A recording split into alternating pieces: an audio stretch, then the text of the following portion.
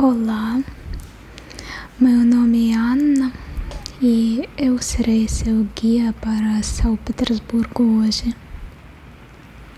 Fico feliz em recebê-lo na Rússia.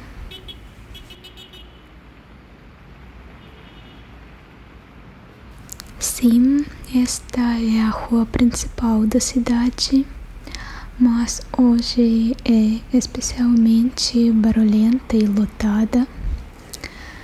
Hoje é 27 de janeiro. Este é um dia especial para os moradores da cidade. Neste dia de 1944, o exército soviético conseguiu romper o cerco do exército nazista. Leningrado é o antigo nome da cidade. Estava isolado do resto da União Soviética por mais de 2 anos e meio. Nesse período, era quase impossível tirar pessoas da cidade ou trazer comida. Muitas pessoas morreram de fome e de duras condições de vida. Minha avó tinha 3 anos quando a guerra começou. Ela, sua mãe e irmã foram levadas para fora da cidade 1 ano após o início do cerco. Mas hoje tentarei contar não apenas coisas tristes. São Petersburgo é uma cidade muito bonita. Sugiro que você e eu demos uma volta pelo centro e conheçamos os pontos mais turísticos da cidade. Eu te conto e você olha para tudo. Já disse que estamos na rua principal. Esta é a Avenida Nevsky. É assim chamada porque há mais de 300 anos esta estrada leva do centro da cidade ao mosteiro de Alexandre Nevsky. Ele tem o nome de antigo príncipe eslavo que governava estas terras no século XIII. De onde estamos, podemos ver 3 edifícios muito interessantes. O Templo Grande é a Catedral da Mãe de Deus de Kazan. Desde 2000 é a principal catedral de São Petersburgo. Ele foi construído no início do século XIX e foi nomeado em homenagem ao ícone da Mãe de Deus que apareceu na cidade de Kazan. Este é um dos ícones mais venerados da Igreja Ortodoxa. De acordo com o plano, a catedral deveria ser semelhante à Basílica de São Pedro no Vaticano.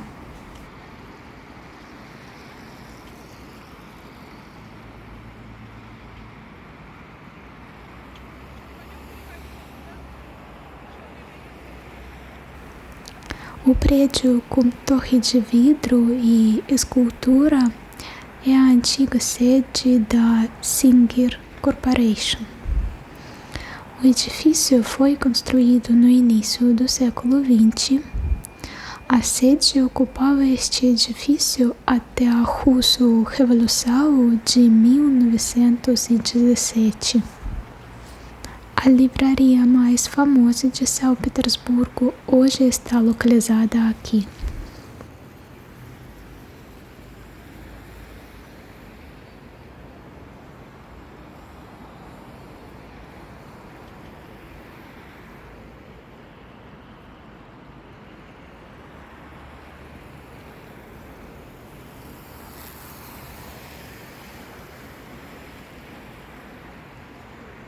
O edifício com cúpulas, localizado atrás do canal, é a Igreja do Salvador sobre o sangue derramado. É um templo monumento muito bonito e brilhante, construído no local onde o imperador russo Alexandre II foi mortalmente ferido. O templo foi construído como um monumento ao imperador, com fundos arrecadados em toda a Rússia.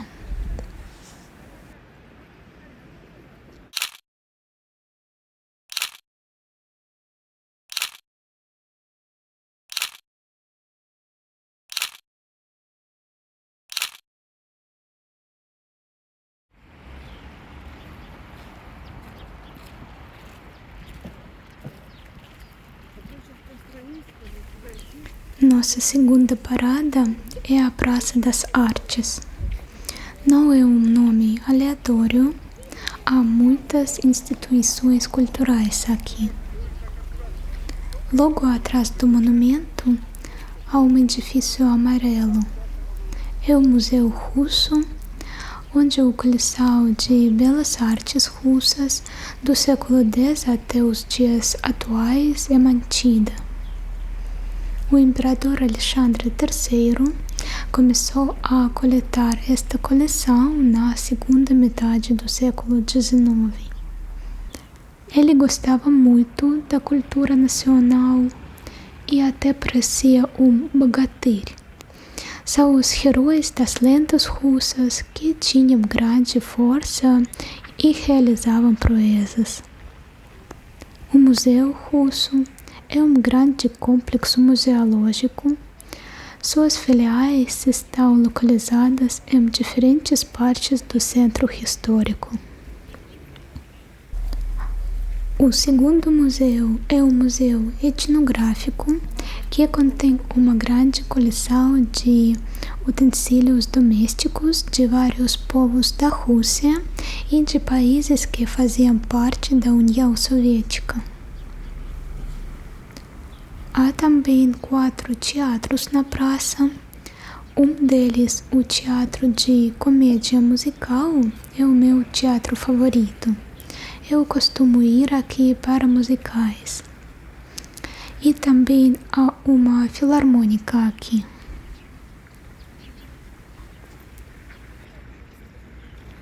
O monumento na praça apareceu aqui no século XX, já sob o domínio soviético. Foi instalado em homenagem ao poeta mais venerado da Rússia, Alexandre Pushkin.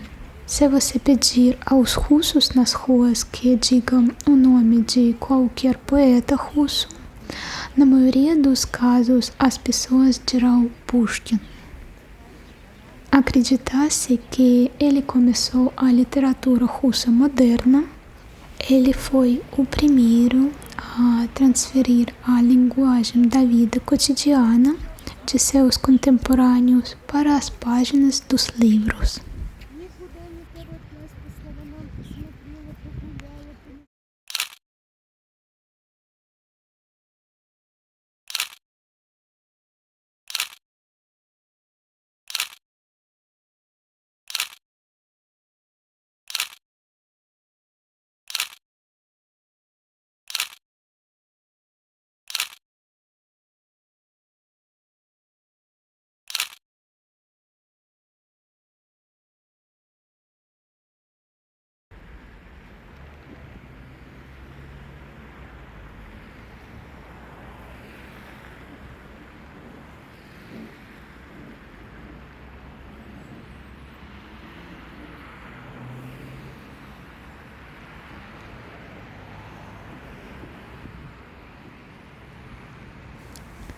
Chegamos ao local onde São Petersburgo foi fundado em 1713.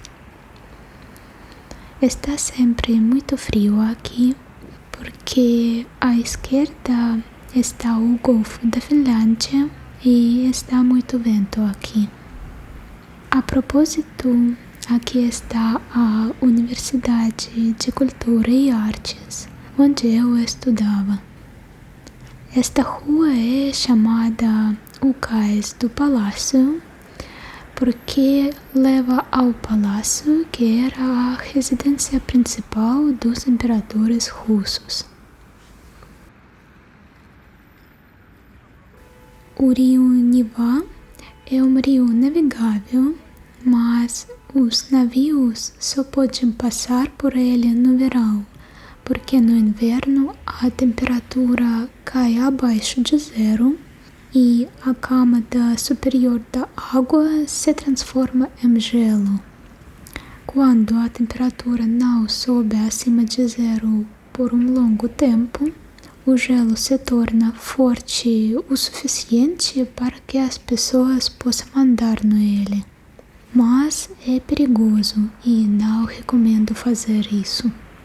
Além disso, agora a temperatura está acima de zero e é possível notar que o gelo derreteu em muitos lugares.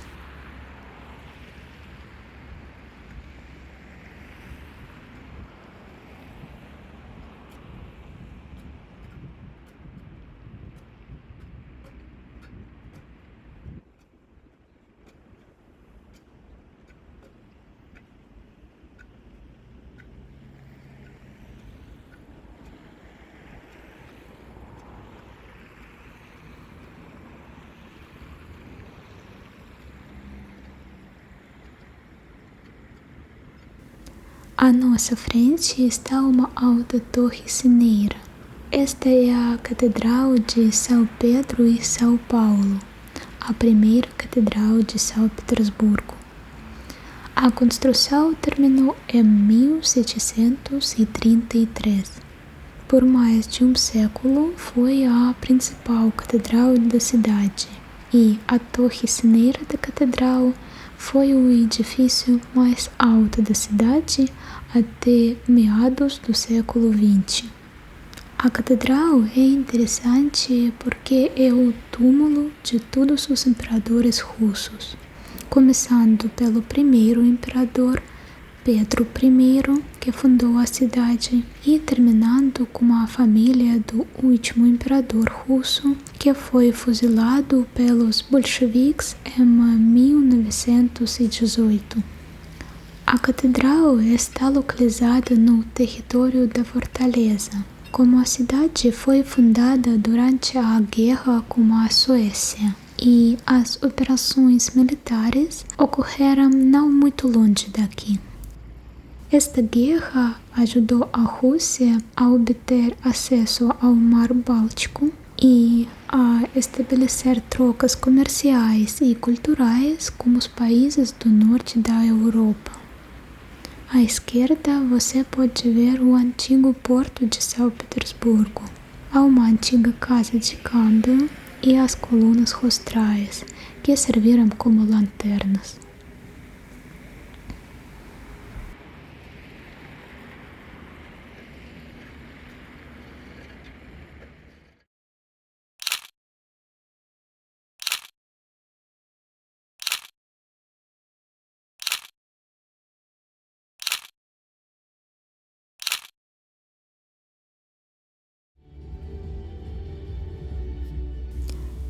Chegamos à Praça do Palácio, é a praça principal da cidade.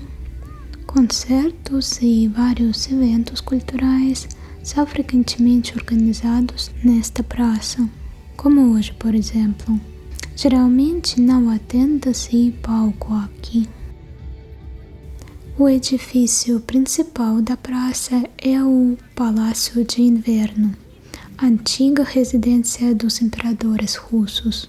Aqui a família imperial passava o inverno e no verão iam para o sul da cidade para sua residência de verão. Caso você não saiba, São Petersburgo era a capital do Império Russo. Depois da Revolução, os bolcheviques devolveram a capital a Moscou. Além do palácio, há um longo edifício amarelo na praça. No século XIX, o edifício abrigava o órgão central da administração militar e também os ministérios das finanças e relações exteriores. E no centro da praça há uma coluna O monumento é uma homenagem à vitória na guerra com Napoleão.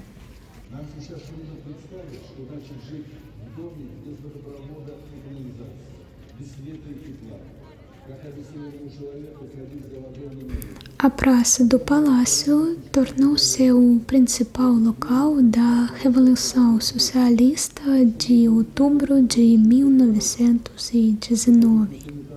Em fevereiro do mesmo ano, já havia uma revolução quando o imperador Nicolau II abdicou do trono e o poder na Rússia passou para o governo provisório. Naquele momento, a Rússia estava a caminho de uma república parlamentar. Mas no outono, seguidores de ideias socialistas, insatisfeitos com as ações do governo, invadiram o Palácio de Inverno e prenderam membros do governo provisório. Os revolucionários não estabeleceram imediatamente o poder no país. De 1918 a 1922, no território do antigo Império Russo, houve uma luta entre o Exército Vermelho e o movimento de oficiais brancos que buscavam o retorno da monarquia. Paralelamente, as minorias nacionais lutaram pela sua independência.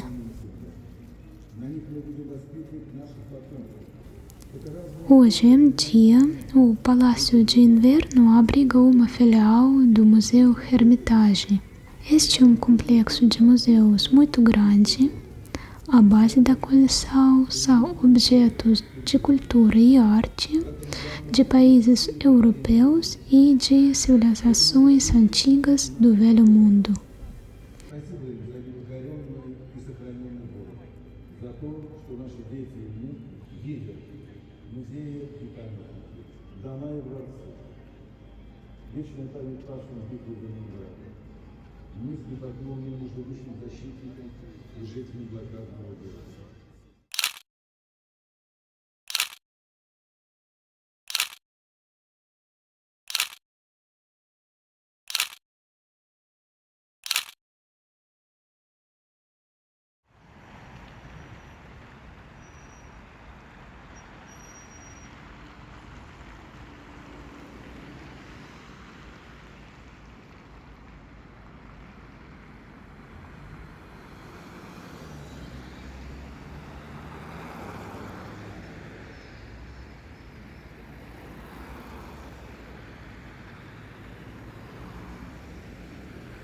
Caminhamos mais ao longo do Nivã e acabamos na Praça do Senado.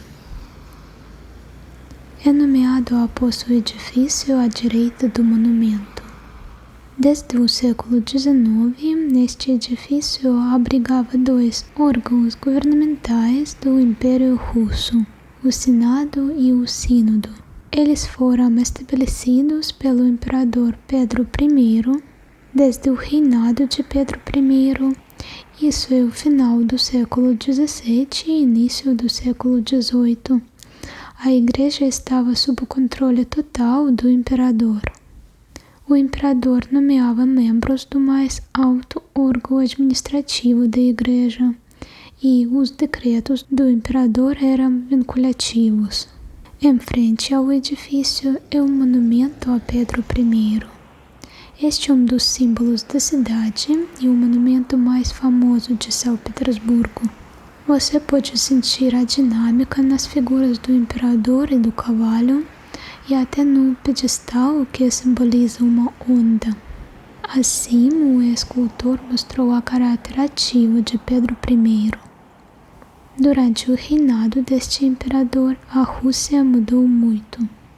Pedro I convidou especialistas de vários campos da ciência e da arte para a Rússia, introduziu roupas e regras de comportamento europeias na moda da alta sociedade da Rússia e modernizou o exército e as autoridades administrativas.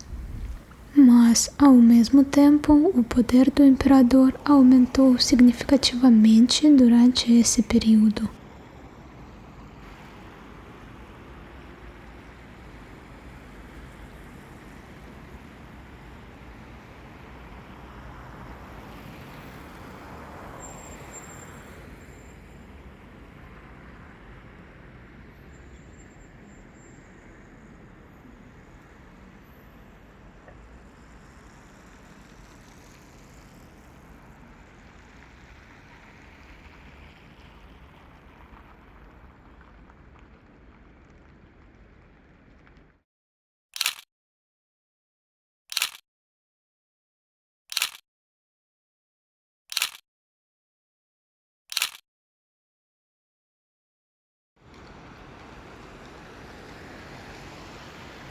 Esta é a nossa última parada. Espero que você não esteja com muito frio. À nossa frente está a Catedral de Santo Isaac. É a maior igreja ortodoxa de São Petersburgo e o edifício mais pisado da cidade. Como o terreno é muito pantanoso, quase 11.000 estacas foram cravadas na terra para que a fundação pudesse suportar o enorme peso da catedral. Para a construção foram utilizados todos os granitos e mármores locais e outros tipos de pedras naturais. Os construtores também utilizaram as tecnologias mais avançadas da época. Em 1858, o templo foi solenemente consagrado e declarado a nova catedral da cidade. Durante os anos do poder soviético, a Catedral de Santo Isaac foi reconhecida como um tesouro nacional da Rússia, como um monumento arquitetônico.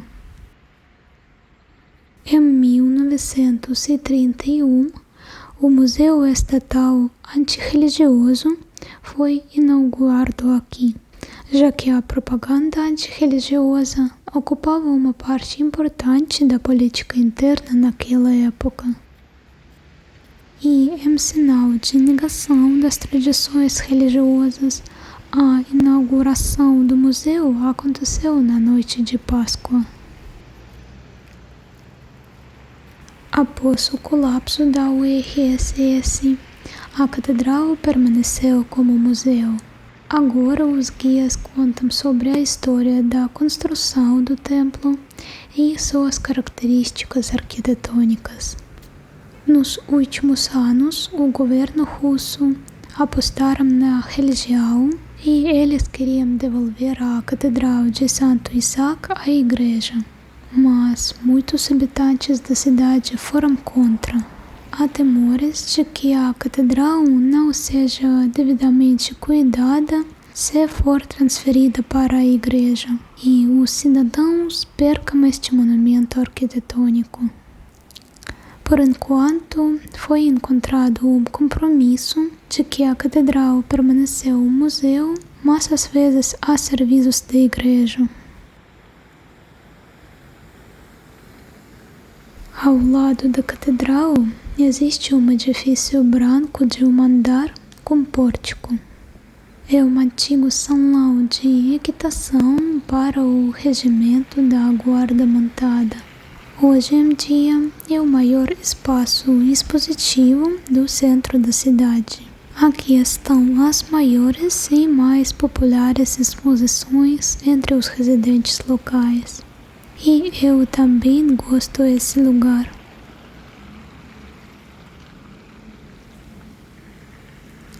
É aqui que quero encerrar nossa excursão. Agora você pode continuar seu passeio pela cidade sozinho. Obrigada pela sua atenção.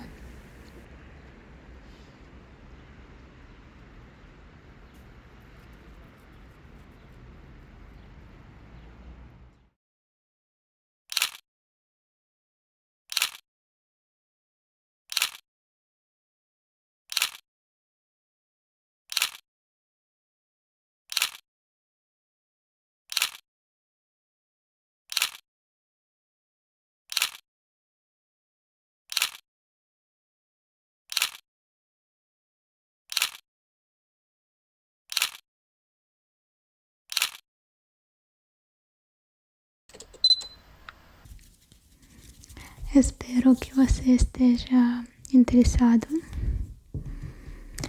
Se você assistiu este vídeo inteiro, por favor, deixe o like e um comentário. Para mim é muito importante para mim. Obrigada. Eu desejo a você boa noite. Boa noite, boa noite, boa noite, boa noite. Até mais.